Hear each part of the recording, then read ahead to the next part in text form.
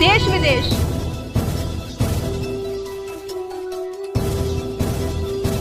राजनीति,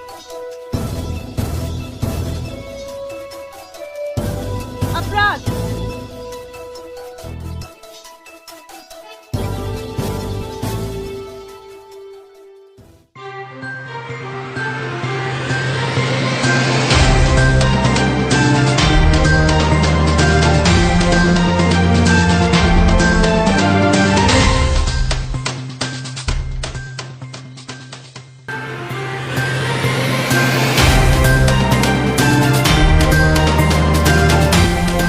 दोस्तों, मैं इस वक्त मौजूद हूं मुजफ्फरनगर के वार्ड नंबर 29 में और मेरे साथ हैं जिला पंचायत सदस्य पद के प्रत्याशी पंडित हरिओम शर्मा जी, जिनसे जानेंगे क्या वादे रहेंगे, क्या इरादे रहेंगे और वार्ड के अंदर किन किन समस्याओं को देखते हुए चुनावी मैदान में उतरा जाएगा। जनता अगर 5 साल सेवा का मौका देती है तो किन समस्याओं को दूर किया जाएगा, किन किन समस्याओं पर काम किया जाएगा, उन सभी को जानने के लिए हमारे साथ जुड़ चुके हैं पंडित हरिओम शर्मा जी। जानेंगे उनसे। जी सर, मैं जानना चाहूंगा, जैसे आप चुनावी मैदान में हैं, कहीं ना कहीं कैंडिडेट का एक मन होता है कि अगर मैं जीतता हूं तो क्षेत्र के अंदर इन समस्याओं को दूर करूंगा, तो ये क्या समस्याएं हैं, किन किन समस्याओं को देखते हुए बीच में? देखिए, हमारे समाज में बहुत सारी समस्याएं हैं और जिन समस्याओं का निराकरण, जैसे कि शिक्षा, सबसे पहली बात है कि युवा वर्ग जो है वो भ्रमित हो रहा है और शिक्षा से दूर जा रहा है। तो हमारा सबसे पहला स्टेप यही रहेगा कि युवा वर्ग जो है वो संस्कार और शिक्षा के लिए हम उनके कार्य करें, और जो हमारी जो कन्याएं हैं और जिन्हें परेशानियां उठानी पड़ रही हैं इधर उधर जाने में, उनके साथ जो है कोई दुर्व्यवहार ना हो, किसी तरह का भ्रष्टाचार ना हो। तो यही हमारे मुद्दे रहेंगे और हम जो है इस बात को लेकर के चलेंगे कि संस्कार से हमारा जो है देश आगे बढ़े, हमारा क्षेत्र आगे बढ़े। उसके बाद जो अस्पताल, सरकारी जो समस्याएं हैं, अस्पताल वगैरह की जो समस्याएं हैं उनका निराकरण किया जाएगा, उनके लिए कार्य किए जाएंगे। क्षेत्र में लगन के साथ में गरीब लोगों के साथ में जो भेदभाव है उसको मिटाया जाएगा, और जातिगत किसी भी तरह का भेदभाव है, धर्म का यदि भेदभाव है तो उसके लिए हम कार्य करेंगे कि सब एक होकर के इस देश को मजबूत बनाएं और अपने देश के, अपने क्षेत्र के और अपने विकास के लिए कार्य करें। तो यही मेरा मुद्दा रहेगा।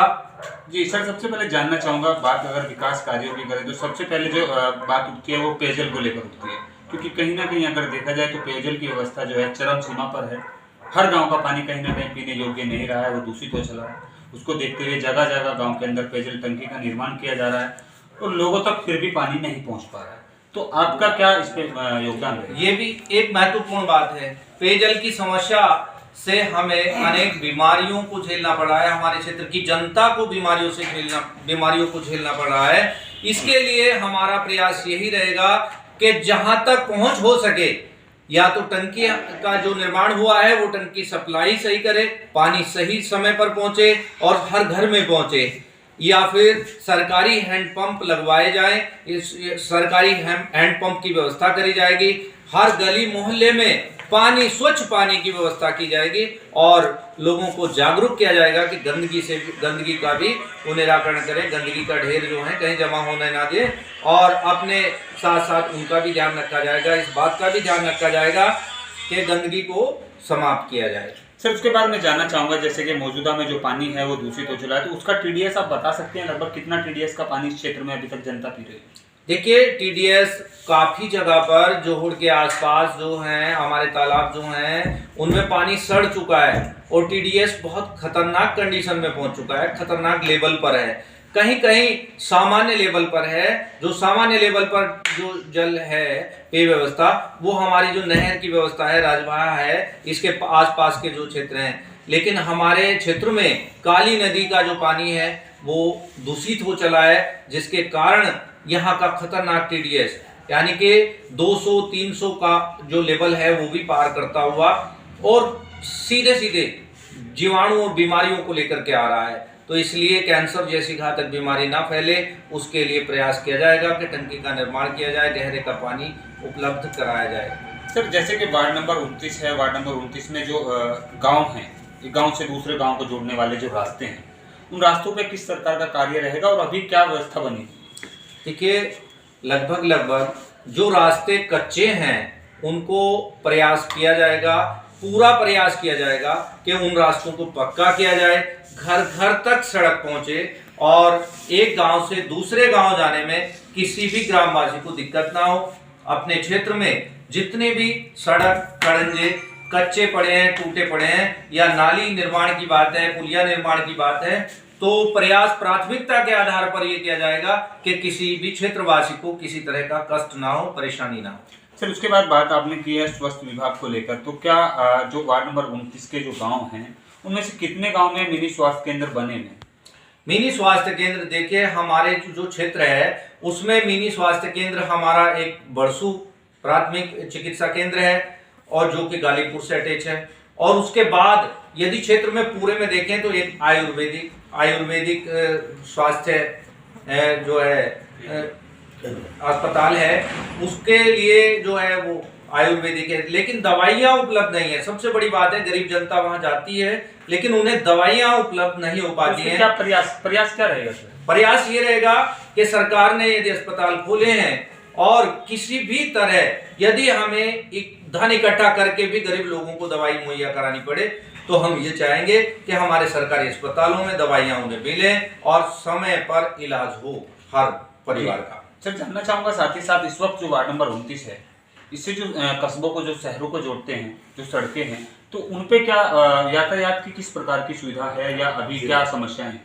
यातायात की समस्याएं एक समझिए कि ग्रामीण अंचल में एक दूसरे को जोड़ने वाले, यदि शहरों से जोड़ने वाली बात है तो ये बुढ़ाना रोड है। बुढ़ाना रोड से हट करके कई गांव हैं ऐसे हमारे क्षेत्र में जो बुढ़ाना रोड तक पहुंचने के लिए उन्हें 2 किलोमीटर की जो है यात्रा करके आगे आना पड़ता है, सड़क तक आना पड़ता है। तो हमारी प्राथमिकता ये रहेगी कि वहां जो है ऐसी कुछ व्यवस्था, वैकल्पिक व्यवस्था हो जाए जिससे कि वहां से पहुंचने के लिए, खतौली पहुंचने के लिए किसी भी जो है क्षेत्रवासी को दिक्कत ना हो, परेशानी ना हो। और जो डग्गा मार वाहन है, जो समस्याएं डग्गा मार वाहनों की हैं, वो समस्याएं और ना बढ़े। हम ये चाहेंगे कि डग्गा मार वाहन ना चले और किसी को कोई नुकसान ना पहुंचे, सड़क पर कोई एक्सीडेंट ना हो, यातायात के नियमों को पालन किया जाए। चलिए सर, जानना चाहूंगा अभी ऐसे क्या आप कितना समय से समाज सेवा में जुड़े हुए हैं? क्योंकि कहीं ना कहीं देखिए कैंडिडेट जो होते हैं उनसे जनता वादे भी करती है, इरादे भी करती है, और आपके साथ जनता का काफी सपोर्ट है, जनता आपको चाह रही है, तो उसमें क्या बड़ा मकसद रहा है या क्या बड़ा लगाव रहा है कि जनता आपके साथ इतना केवल? देखिए, 15 साल क्या, उससे भी पहले 18 साल पहले लगभग मैं जो है विश्व हिंदू परिषद का ब्लॉक उपाध्यक्ष हुआ करता था। ब्लॉक उपाध्यक्ष होने के साथ साथ मैंने जो है फिर क्षेत्र पंचायत सदस्य का गांव से चुनाव लड़ा। जो गांव से क्षेत्र पंचायत सदस्य निर्वाचित हुआ, उसके साथ ही मेरी समाज सेवा का कार्य शुरू हुआ।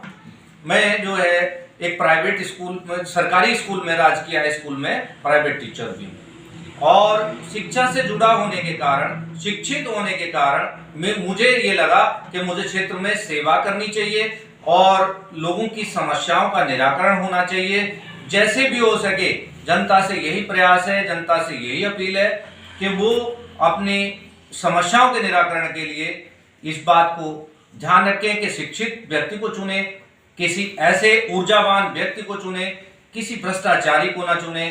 भ्रष्टाचार, देखिए भ्रष्टाचार फिर फैलता ही फैलता है और भ्रष्टाचार की नींव जो है वो गहरी हो चुकी है। और शिक्षक होने के नाते मेरा यही प्रयास रहेगा कि समाज संस्कारवान।